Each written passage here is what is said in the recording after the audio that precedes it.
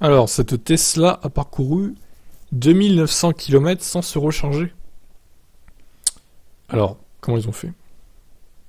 Aux États-Unis, la chaîne YouTube Warped Perception a créé une Model S très spéciale qu'elle a appelée Cordless Tesla, en laissant de côté l'utilité réelle d'une telle expérience. Il s'agit d'une version modifiée de la berline américaine équipée d'un générateur d'énergie fonctionnant à essence qui lui permet de parcourir 2900 km. Ah oui, d'accord, bon. Tout a commencé par un simple pari. Une Model S peut-elle parcourir 1600 miles sans devoir s'arrêter à un superchargeur? La réponse est oui. Et en effet, grâce à un système ingénieux, la voiture a même dépassé l'objectif d'environ 322 km. Les ingénieurs ont installé un moteur essence monocylindre de 400 cm3 dans le compartiment arrière de la Model S, séparé de l'habitacle. Le bloc, qui développe 13 chevaux, agit comme un générateur de puissance et est câblé et connecté à un système qui recharge la batterie. Il peut également transmettre une partie de l'électricité produite directement au moteur électrique. Ce système s'est avéré efficace, bien qu'il présente des limites évidentes.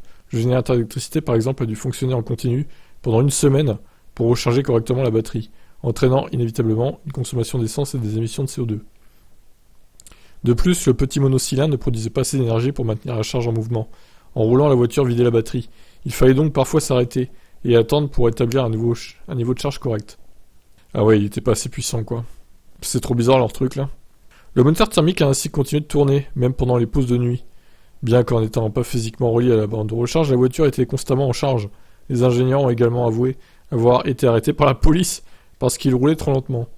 Si cette Tesla a réussi à parcourir 1600 miles sans avoir recours à un superchargeur, les ingénieurs précisent que les compromis réalisés durant cet essai ne valent bien évidemment pas le coup. Cependant, ils comptent poursuivre leurs travaux suite à cette expérience et réfléchissent déjà aux moyens d'accroître l'efficacité du système. Alors, quid de la conso?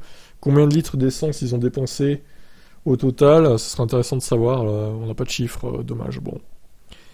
Vous en pensez quoi de cette trouvaille bizarre, une Tesla hybride? Je vous laisse commenter, ciao.